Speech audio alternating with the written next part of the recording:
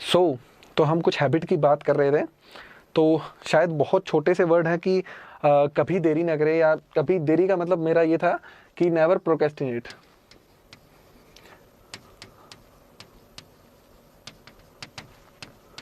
Procrastinate का मतलब है टालना। आप जब कोई काम करते हैं, जैसे आप करंट अफेयर्स डेली लिख रहे हैं, तो शायद सबसे बोरिंग काम है, इसी से मैं एग्जांपल देता हूँ। तो जब आप उसको टालते हैं तो अगले दिन वो काम दुगना बोरिंग होने वाला है। तो जब आज हम एक नॉर्मल डे में उसको नहीं कर सकते, तो उसके दुगने बोरिंग चीज़ को हम कैसे कर सकते हैं, ये चीज़ हमें सोचनी चाहिए। करंट अफेयर्स को डेली नोट करना है। अगर आप उसको टालेंगे तो अगले दिन वो दुगना होगा, उससे अगले दिन 3 गुना, उससे अगले दिन 4 गुना। ये चीज़ हमेशा चलती रहेगी। इसके बजाय आपको ये करना है कि डेली, चाहे वो बोरिंग हो, चाहे आपको अच्छा नहीं लगे, अच्छा लग रहा है चाहे नहीं लग रहा है, करना है तो करना है। क्योंकि बना भी तो आईएएस रहे हैं ना। अब आपको डिस्ट्रिक्ट कलेक्टर बना दिया, पूरे जिले की आपको जिम्मेदारी दे दी, कैसे कर पाओगे? ऐसे टालोगे तो कहीं कोई राइट्स हो गए, कहीं कोई डिजास्टर आ गया, तो आप तो बोलोगे कल करेंगे, तो ऐसे थोड़ी चलेगा, करना तो पड़ेगा ना। तो जब अभी नहीं कर सकते तो डिस्ट्रिक्ट कलेक्टर बनने के बाद में तो मतलब ही नहीं है कि आप कर पाओगे। तो ये कभी चीज़ें टालनी नहीं है, हमेशा उसी दिन ही काम करने का ट्राई करना है। एक्सेप्शनल केसेस होते हैं, कुछ इंसिडेंट ऐसे होते हैं जो हमें टालने पड़ जाते हैं कई बार काम, लेकिन जनरली ऐसा हमेशा ट्राई कीजिए कि जो काम आपने लक्ष्य लेके चले हैं वो उसी दिन ही करना। लक्ष्य कैसे लेके चलना है वो अभी डिस्कशन करते हैं। हमेशा खुद के प्रति ईमानदार रहें। जैसे आप प्रीलिम्स की टेस्ट सीरीज देने गए, मार्क्स कम आ गए, तो आप जस्टिफाई करते हैं, जस्टिफिकेशन देते हैं, फिर आप लॉयर बनते हैं कि ये हुआ था, ये हुआ था, उस दिन तो नींद नहीं आई, उस दिन तो दोस्त ने बुला लिया था, या क्वेश्चन पेपर में गलतियाँ थी। ये होते हैं एक्सक्यूज़। एक्सक्यूज़ नहीं देने, हमेशा ऑनेस्ट रहना कि हाँ भाई तैयारी कम थी, मार्क्स नहीं आए। मेंस की टेस्ट सीरीज में नहीं आते तो हम दोष देते हैं पेपर सेट करने वाले को, चेक करने वाले को, कि नहीं ये तो ऐसे है वैसे है, इस तरीके से क्वेश्चन कभी आते हैं। ये नहीं, मतलब कम से कम आप करके आए हैं तो इतनी ऑनेस्टी तो रखिए कि आप उस ईमानदारी से एक्सेप्ट कर लें कि नहीं, मतलब हाँ मैंने ये काम किया है, मेरे मार्क्स कम आए, मुझे और तैयारी करने की ज़रूरत है। तो ईमानदारी की जो वैल्यू है ना, जो हम एथिक्स में पढ़ते हैं, जो ऑनेस्टी की वैल्यू है, प्रोबिटी है, इंटीग्रिटी है, ये जब आती है तो मतलब जनरली बहुत प्रोडक्टिविटी होने लग जाती है खुद के प्रति। जो हिंदी में निर्मम आत्म मूल्यांकन बोलते हैं, इंट्रोस्पेक्शन, वो जब हम खुद का करते हैं तो हमें पता लगता है कि हम कितने पानी में हैं। क्योंकि यूपीएससी आपको किसी 4 बंदों को तो शो करना नहीं है, ये तो एग्ज़ाम है, इसमें आपको लड़के अपनी रैंक सिक्योर करनी पड़ेगी। तो किसी अपने दोस्तों को हमें कुछ साबित करना है कि नहीं मैं तो ये नहीं कर पाया, मैं तो टॉपर हूँ, मैं ये हूँ, इसके बजाय आपको खुद के प्रति खुद से सेटिस्फाई नहीं होना है कि ठीक है, मतलब मेरा कंपटीशन इतने लोगों से नहीं है, मेरा कंपटीशन है कि मेरे को आईएएस बनना है। शायद उनको हराना भी हमारा मकसद ना हो बाकियों को, लेकिन हमारा मकसद आईएएस बनना है, तो इतनी ईमानदारी तो रखनी पड़ेगी इतने बड़े गोल को अचीव करने के लिए। इसका ये बोलते हैं कि आप पढ़ना तब बंद करें जब आपने अपना टारगेट डेली पूरा कर लिया, ना कि तब जब आप थक गए हो। देखो थकान हर किसी को होती है, थोड़ी बहुत थकान चल जाती है, हम कर सकते हैं काम, इतनी हमारे बॉडी की कैपेसिटी होती है। कई बार जब हम नहीं करना चाहते हैं तो अपने आप बॉडी टायर्ड हो जाती है। कई बार हम जब करना चाहते हैं, पूरे डेडिकेटेड होते हैं, तो 12-13 घंटे तक भी हमें पता नहीं चलता कि हम आज थके हुए हैं या नहीं है। तो वही बात है, जब आप देरी करने का, इस तरीके के हैबिट्स मन में लाते हैं जो सही नहीं है, तो आप टाइम से पहले ही थक जाते हैं। लेकिन एक चीज़ हमेशा ध्यान रखें कि छोटे लक्ष्य लें और उन्हें पूरा करने का ट्राई करें। जब बहुत हार्ड लक्ष्य लेंगे तो फिर डिमोटिवेशन लेवल हो सकता है, आप टारगेट पूरा नहीं कर पाएँ। तो इसी तरीके से जो आपने लक्ष्य लिया है उसको पूरा करें। ये आदत जब मन में डाल लेंगे कि आपको टारगेट पूरा करके ही उठना है, तो आप थकेंगे भी नहीं। ये चीज़ हमेशा ध्यान रखें। नेक्स्ट वन है, जितना हो सके उतना लिखो। राइटिंग है ना, वो कभी कम नहीं होती यूपीएससी में। जितना आप राइटिंग करोगे उतनी कम है।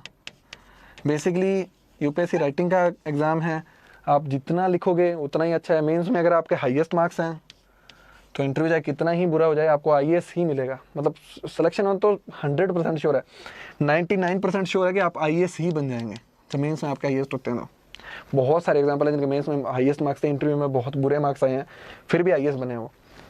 तो जितनी राइटिंग प्रैक्टिस कर सको, जितना इनोवेशन राइटिंग में ला सको, उतना हमें लाना चाहिए। उस चीज़ में बिल्कुल हेजिटेशन नहीं करनी चाहिए कि राइटिंग नहीं कर रहे, ये हो जाएगा वो हो जाएगा। कुछ नहीं होगा, कोई हाथ नहीं टूटता किसी का। हमेशा लिखते रहो, लिखने से ही आईएएस बनते हैं। बोलते हैं कि हम लोग प्लानिंग तो इतनी स्ट्रिक्टली करते हैं, अपना टाइम टेबल बनाएंगे तो मतलब 1 मिनट का भी टाइम नहीं देंगे किसी और चीज़ को। मतलब सुबह 5 बजे उठना है, 4:30 बजे उठना है, ये पढ़ लेना है, इतने टाइम इकोनॉमी, इतने टाइम पॉलिटी, फिर 2 मिनट का ब्रेक लूँगा, उसमें चाय जल्दी से पीऊँगा, ये कर लेना है, वो कर लेना है। मतलब कुछ लोग ऐसे होते हैं कि इतना हैवी टाइम टेबल बना लेंगे, उसको देख के इतने खुश हो जाएंगे कि उनको लगेगा कि मतलब अरे वाह, इतना अच्छा टाइम टेबल बना लिया, अब तो मतलब 3 घंटे में 3 महीने में मेरा सिलेबस पूरा हो जाएगा, उसके बाद में क्या पढ़ूंगा। इस तरीके का टाइम टेबल भी नहीं बनाना है, थोड़ा सा प्रैक्टिकल कि हाँ मेरे को 10 से 1 घंटे डेली पढ़ना है, 8 से 12 घंटे या 8 से 10 घंटे, और इस वीक में मेरे को ये सब्जेक्ट कर लेने हैं। ठीक है, सोच लिया आपने, उसके बाद में इसको इम्प्लीमेंट करना है हार्डली। ऐसा नहीं है प्लानिंग बहुत स्ट्रिक्टली करनी है, इम्प्लीमेंटेशन में आप बिल्कुल लूज हो जाओ। प्लानिंग आप लूजली कर सकते हो, हाँ ये करना है, पर इम्प्लीमेंट करते समय इतना ऑनेस्ट होना है कि मतलब पूरा होना चाहिए, आपको ये लगना चाहिए हाँ मैंने पूरा किया। क्योंकि कोई आपका टारगेट पूरा होने की जो खुशी है ना, वो सबसे बड़ी खुशी होती है, उसके बराबर कोई खुशी नहीं है। तो इसी से जुड़ा अगला है कि कभी कठिन लक्ष्य निर्धारित ना करें। कठिन से मतलब मेरा है बहुत कठिन, कि आज दिन में तो लक्ष्मीकांत पूरी करके ही उठूंगा, ऐसे नहीं होता। मतलब थोड़ा छोटा टारगेट लें, आज दिन में इतना, अपनी कैपेसिटी के हिसाब से। हर किसी का IQ लेवल अलग होता है, हर किसी का चीज़ें पिक करने का जो कैपेसिटी है वो अलग होती है। तो इतने लक्ष्य निर्धारित करें जो आप पूरे कर सकते हैं, मतलब फिक्स टाइम। ऐसे नहीं है कि बहुत जल्दी 6 घंटे में करके आप 4 घंटे घूम रहे हैं। 10 घंटे का है तो मतलब 10 घंटे के आसपास कंप्लीट होने चाहिए, 9:30 से लेकर 10:30 के बीच में। ये इसलिए क्योंकि UPSC है ना, वो आपको अप रखने का एग्जाम है। आप जब हमेशा थोड़ा खुश रहेंगे तो UPSC निकलने के चांसेस बढ़ेंगे। जब बहुत हैवी या हार्ड टारगेट लेंगे तो डीमोटिवेशन होगा जब पूरे नहीं होंगे, और अगले दिन वो और ज़्यादा बढ़ जाएंगे। तो थोड़ा सा अगर आप कंप्लीट कर लोगे तो डेली डेली पूरे होते रहेंगे, तो आप में एक उम्मीद जगेगी कि हाँ अब मैं कर सकता हूँ, अब मेरे टारगेट पूरे हो रहे हैं। इसीलिए ज़्यादा हार्ड लक्ष्य निर्धारित नहीं करने हैं। टेस्ट सीरीज से कभी नहीं चूकना है, प्रीलिम्स या मेंस। इसके बारे में मैं ये कहना चाहूँगा कि टेस्ट सीरीज वो है जो आपको अपने एग्जाम के बहुत पास ले जाएगी। मतलब आप बहुत दूर खड़े हैं तो काफ़ी हद तक का रास्ता टेस्ट सीरीज तय कर देगी, बशर्ते आप इसको सीरियसली ले रहे हैं, आप हर टेस्ट लिख रहे हैं, हर टेस्ट को अच्छे से एनालाइज कर रहे हैं, खुद का मूल्यांकन कर रहे हैं, अपना टाइम मैनेजमेंट सीख रहे हैं, ब्रेन को ट्रेन कर रहे हैं, और टेस्ट सीरीज के हिसाब से खुद चल रहे हैं। ये करते हैं तो आपको बहुत फ़ायदा होगा टेस्ट सीरीज का। नंबर 8 है, कभी भी परंपराओं का आंख बंद करके पालन ना करें। जो ट्रेडिशन होती है, जो पिछले साल के टॉपर हैं, उसले पिछले साल के हैं, जो उन्होंने क्रैक किया है, उनकी बातों का कभी भी ब्लाइंडली फॉलो नहीं करें। मेरी बातों को भी ब्लाइंडली फॉलो ना करें, क्योंकि मेरा हो सकता है टेम्परामेंट अलग हो, आपका अलग हो, मेरी जो कैपेसिटीज़ हैं, जो कैपेबिलिटीज़ हैं वो अलग हों, आपकी अलग हों। जो ट्रेडिशन है उसमें कुछ ना कुछ ऐड करने का ट्राई करें। जो मैंने लिखा है उसमें आपको कुछ ना कुछ ऐड करना है, उसमें कुछ इनोवेशन करना है।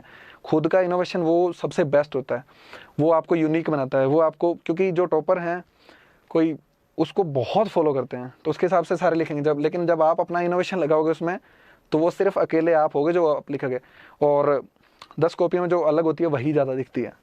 तो इसलिए इनोवेशन करना ज़रूरी है, आंख बंद करके फॉलो किसी को भी नहीं करना है। अपनी रणनीति को बनाए। ये पिछले पॉइंट से बहुत लिंक्ड है कि टॉपर्स ने कोई स्ट्रेटजी बता दी, इस तरीके से पढ़ना है, इस तरीके से करना है, इतने घंटे पढ़ लो, ये सब्जेक्ट इतनी देर दिन में, ये इतने सब्जेक्ट लेके चलो। ये सब मतलब हर किसी पे अप्लाई नहीं होते हैं, ठीक है। उसके जैसे कोई हैं तो वो उस पर अप्लाई हो सकते हैं, लेकिन क्योंकि हर बंदा अलग है, एवरी पर्सन इज़ डिफरेंट, तो अपनी स्ट्रेटजी हमें खुद बनानी है। कितने घंटे पढ़ना है, कौन से सब्जेक्ट को कितना टाइम देना है। हर किसी का इंटरेस्ट भी अलग अलग होता है। जैसे किसी का पॉलिटी बहुत इंटरेस्ट है तो पॉलिटी को बहुत जल्दी कंप्लीट कर देगा, उसके बाद में उसको कम टाइम देने की जरूरत पड़ेगी। अगर किसी को पॉलिटी बहुत ख़राब लगता है तो उसको उतना ज़्यादा टाइम देना पड़ेगा उसको कवर करने के लिए। तो अपनी स्ट्रेटजी जब हम खुद बनाते हैं तो वो हमारी स्ट्रेटजी होती है, उसके हिसाब से ही पास कर सकते हैं। ऐसा नहीं है कि किसी टॉपर को देख लिया, उसकी स्ट्रेटजी देखी और उसके हिसाब से अपन खुद को डाल रहे हैं, लेकिन खुद को चेंज भी तो नहीं करना है। UPSC है वो तुम खुद रह के निकाल सकते हो, ना कि दूसरे के शू में खुद को मतलब डाल के। तो ये चीज़ ध्यान रखने वाली है कि अपनी स्ट्रेटजी खुद बनानी है। और लास्ट में है, थोड़ा सा आइडियलिस्टिक है, खुद पर यकीन रखना है। लेकिन ये भी ज़रूरी है कि कोई आके थर्ड पर्सन आपको बोले कि नहीं यार तू तो इसमें कम हो गया, तेरे तो क्या होगा यार, इसमें तो पेपर कम आ गए। लेकिन वो एक टेस्ट सीरीज़ का या एक बंदे का बात आपको आपका फ्यूचर डिसाइड नहीं कर सकती। तो हमेशा खुद पे यकीन रखना कि नहीं मैंने सोचा है, मैं निकाल लूँगा, थोड़ा सा टाइम लग जाए उसमें कोई दिक्कत नहीं है, लेकिन इसको निकालना है तो निकालना ही है। सेल्फ जो खुद पे यकीन करने की जो बात है ना, वो सबसे इम्पोर्टेंट है, क्योंकि बहुत सारे लोग ऐसे होते हैं जो इनका काम दूसरों को डीमोटिवेट करना ही होता है। जब वो आपको डीमोटिवेट करेंगे और अगर आप हो गए डीमोटिवेट तो वो अपने काम में, अपने टारगेट में सफल हो गए। लेकिन आपका टारगेट UPSC होना है, UPSC करना है, उसके लिए आपको खुद पे यकीन रखना पड़ेगा और उस पर यकीन रखेंगे तो आप अपने टारगेट में सफल हो जाओगे। आपको रुकना नहीं है अपने टारगेट से। तो ये जब हैबिट्स आप अपने व्यवहार में लाओगे, अपनी दिनचर्या में लाओगे, तो डेफिनेटली आपको IAS के और पास में लेके जाएगी।